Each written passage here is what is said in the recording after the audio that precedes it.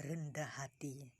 Ana Iyad bin Himar radhiyallahu anhu qala Rasulullah sallallahu alaihi wasallam, inna Allah awha ilayya an tawada'u hatta la yafkharu ahadun ala ahadin wa la yabghi ahadun ala ahadin.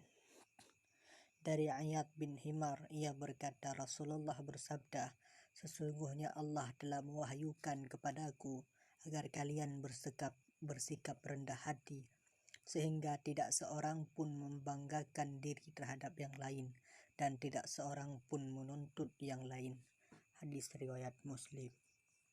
Allah berfirman, dan rendahkanlah dirimu terhadap orang-orang yang mengikutimu, yaitu orang-orang yang beriman. Asy-Syu'ara 215. Dalam ayat lain disebutkan, hai orang-orang yang beriman, barang siapa di antara kamu yang murtad dari agamanya, maka kelak Allah akan mendatangkan suatu kaum yang Allah mencintai mereka dan mereka pun mencintai Allah, yang bersikap lemah lembut terhadap orang-orang yang mukmin, yang bersikap keras terhadap orang-orang kafir. Al-Maidah 54. Hadis di atas menganjurkan untuk bersikap rendah hati dan menjauhi sikap sombong. Orang yang berakal harusnya bersikap rendah hati dan menjauhi sikap sombong, karena rendah hati mengandung nilai yang tinggi, di mana seorang yang semakin merendahkan hati maka semakin tinggi derajatnya. Jadi sudah seharusnya orang yang berakal menghiasi dirinya dengan sifat ini. Rendah hati ada dua macam, rendah hati terpuji dan rendah hati tercela. Rendah hati yang terpuji adalah meninggalkan sikap sombong dan membanggakan diri terhadap sesama hamba Allah. Adapun rendah hati yang tercela adalah rendah hati seseorang terhadap orang yang berkata karena mengharap hartanya, keduniaannya. Orang yang berakal hendaknya bisa meninggalkan sikap rendah hati yang tercela bagaimanapun kondisinya, dan hendaknya ia tidak meninggalkan sikap rendah hati yang terpuji bagaimanapun kondisinya. Sebaik-baik manusia adalah yang rendah hati terhadap tingginya kedudukan, zuhud terhadap kemampuan dan kekuatannya. Seseorang tidak meninggalkan sikap rendah hati kecuali saat dikuasai kesombongan, maka tidak seorang pun yang menyombongkan diri terhadap orang lain kecuali karena ketakjuban terhadap dirinya sendiri. Seseorang takjub terhadap diri sendiri karena kedengkian akalnya.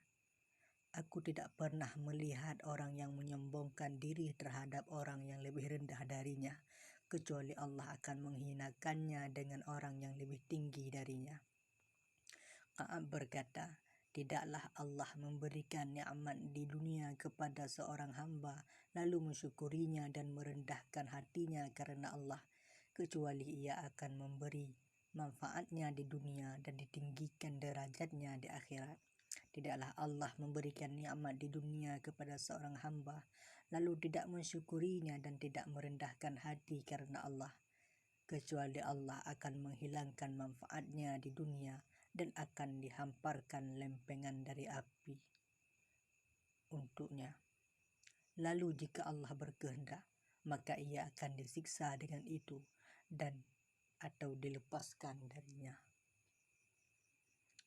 Ibrahim bin al-Ash'ad bertanya kepada Al-Fudail tentang rendah hati, dan Al-Fudail menjawab, rendah hati adalah tunduk dan patuh kepada yang hak, walaupun engkau mendengarnya dari anak kecil atau dari orang paling bodoh.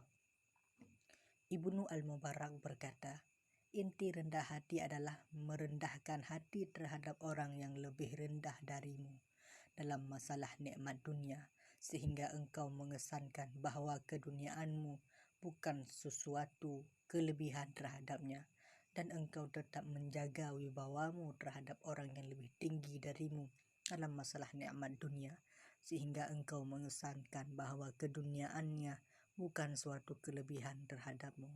Pernah dikatakan kepada Abdul Malik, orang macam apakah yang paling utama?